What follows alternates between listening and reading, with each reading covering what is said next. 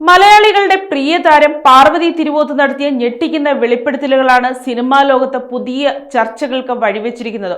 2013 പുറത്തിറങ്ങിയ തമിഴ് ചിത്രം മരിയന്റെ ചിത്രീകരണ വേളയിലുണ്ടായ തികച്ചും അപ്രതീക്ഷിതമായ ഒരു സംഭവമാണ് താരം ഇപ്പോൾ തുറന്നു പറഞ്ഞിരിക്കുന്നത്.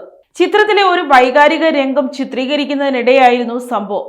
നായകനായ ധനുഷിനോട് മാറി നിൽക്കാൻ ആവശ്യപ്പെട്ട ശേഷം സംവിധായകൻ ഭരത് ബാല യാതൊരു മുന്നറിയിപ്പും കൂടാതെ തന്നെ ക്രൂരമായി മുഖത്തടിക്കുകയായിരുന്നുവെന്ന് പാർവതി പറയുന്നു.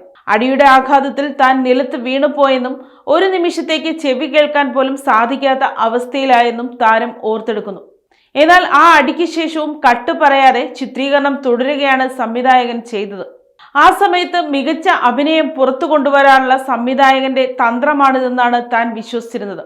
മെത്തേഡ് ആക്ടിംഗ് എന്ന പേരിൽ ഇത്തരം പീഡനങ്ങൾ സഹിക്കുന്നത് കലയോടുള്ള സമർപ്പണമാണെന്ന് അന്ന് തെറ്റിദ്ധരിച്ചിരുന്നതായും പാർവതി വ്യക്തമാക്കുന്നു. എന്നാൽ വർഷങ്ങൾക്കിപ്പുറം തിരിഞ്ഞു നോക്കുമ്പോൾ അനുവാദമില്ലാതെ ഒരാളുടെ ശരീരത്തിൽ സ്പർശിക്കുന്നതും ഉപദ്രവിക്കുന്നതും എന്ത് ന്യായത്തിന്റെ പേരിലായാലും അംഗീകരിക്കാനാകില്ലെന്ന തിരിച്ചറിവാണ് തനിക്കുള്ളതെന്നും പാർവതി തിരുവോത്ത് കൂട്ടിച്ചേർത്തു.